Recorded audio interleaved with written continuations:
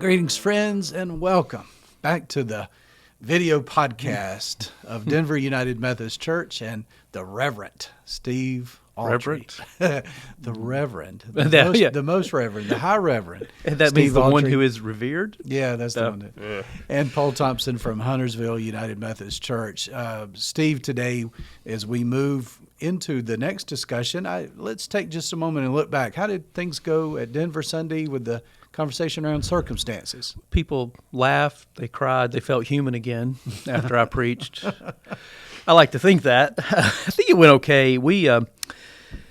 I spent some time talking about, I guess if there was a synopsis bottom line, it would be God can create out of nothing. And that the circumstances in your life don't have to determine what your future is, because God is what determines what brings the future. Abram, nothing, right?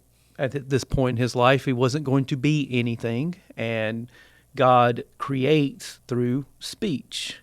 And spent a little time talking about how that should remind us of the first chapter of Genesis. But let me ask you, how did things go at Huntersville?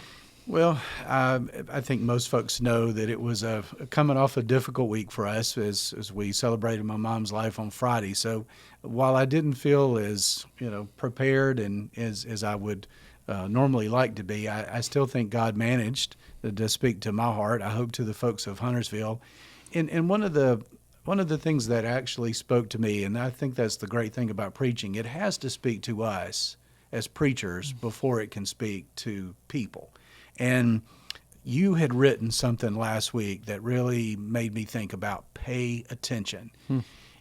If we're going to look at our lives, if we're going to think about how we might experience God, then the reality is that we have to pay attention. And that often means you pay the price to pay attention.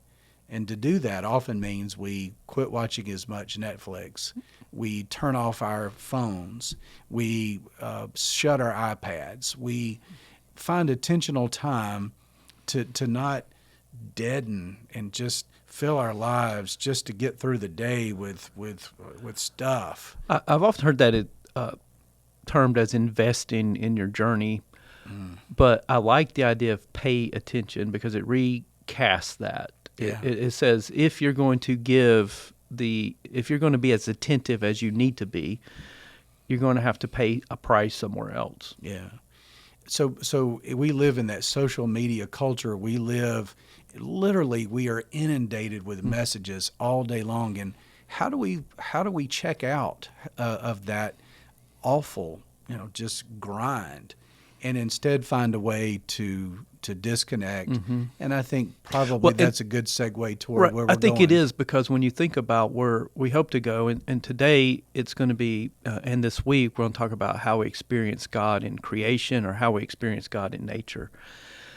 When what we do with these things tends to shrink us down, right? We think we're learning more about the world. We're getting more information.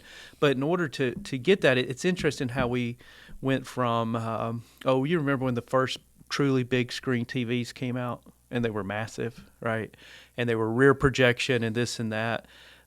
And now, we still have big TVs, but our screens have actually gotten smaller, right? And our world, and so it comes down to how many times do you spend your day like this, or you see people, whether even driving or in a waiting room, for instance, go to any waiting room, and this is what you'll see, and it's an interesting thing that it's bringing us down, smaller, but creation, it's the opposite, I believe. One of the scariest moments I've had in the last year or so is in our confirmation class when we were talking with some of the kids about how many hours a day they spend connected to a device, whether it be a phone, an iPad, or whatever. And I was thinking, 3 or 4 hours, that just seems excessive. And a couple of them looked at me and said, 16? Yeah, 18? Every waking moment.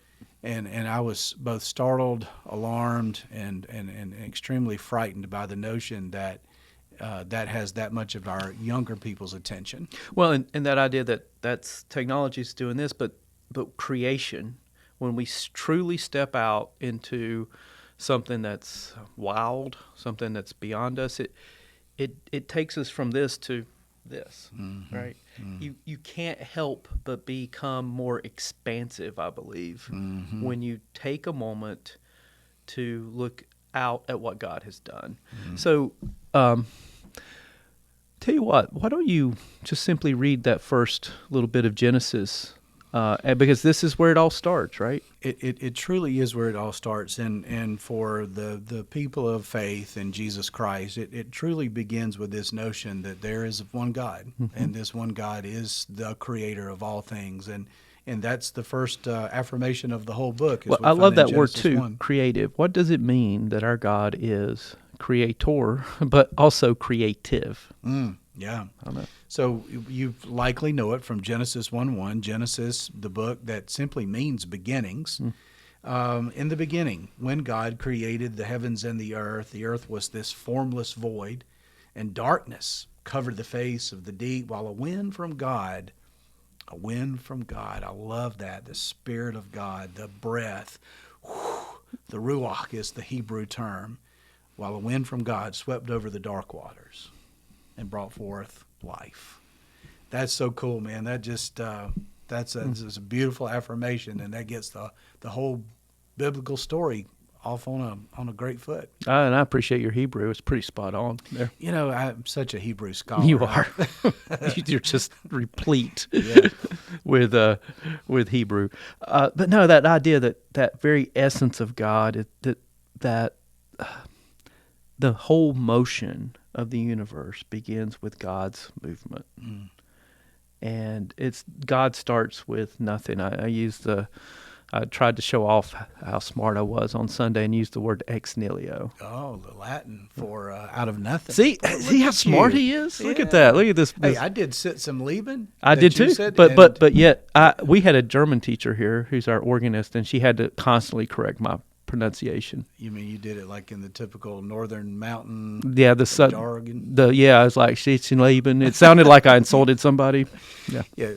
Our district superintendent was there Sunday, and I said I did not just curse in front of him. I really was Leben. That's a good thing to know. Well, our situation in life right now is what that means, of course. But we're coming to the end of our first our time. But here's what takeaway for today. Do you want to offer back to the folks who are kind enough to pay us any attention? So as we get ready, and obviously the next two podcasts, and then what happens on Sunday morning, what happens in our small groups on Sunday afternoon, and yours, is going to be an invitation over these next couple of days and the next few sessions to really think about how God is revealed in creation and nature. You know, if you want to experience God, I'm not saying you can't experience God online. I'm not saying you can't experience God in a Sunday morning worship service. I hope you do. But if you want to experience God unfiltered, and remember this, nothing comes to this that's not filtered some way. Right. If you want an unexperienced filter of God, you're going to have to get outside the house. And to be in touch with God's creation, and we'll talk a lot more about that tomorrow. Right. It really is where it begins. And one thing I want to lift up for the folks at Denver is today is Wednesday, September the 14th, for the broadcast date of the podcast. This afternoon, starting at 5:30, we're going to be having food trucks and fellowship outside of our old fellowship building, the Cork, and they'll be out in the parking lot, stop, get something to eat. We'll have outdoor games. We're going to have live music. Just a great time of fellowship. Take a look and see what's on the website about what food trucks will be there. If that doesn't interest you, you can bring your own food or eat before you come. But come for the fellowship, the time to sit around tables with your neighbors and your fellow church members. And that sounds, it's 5:30? Yeah, 5:30. Yeah, that sounds really good. Yeah. Live music, food, food trucks, fun. Yeah, Courtney and Aaron are going to be.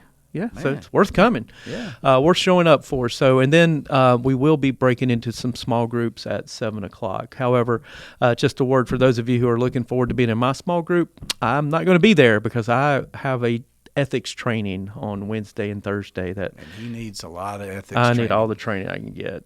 Maybe something will stick someday. But though that's what's going on, we will be back with you tomorrow. So thank you for your time today, and God bless you, and do your best to get outside.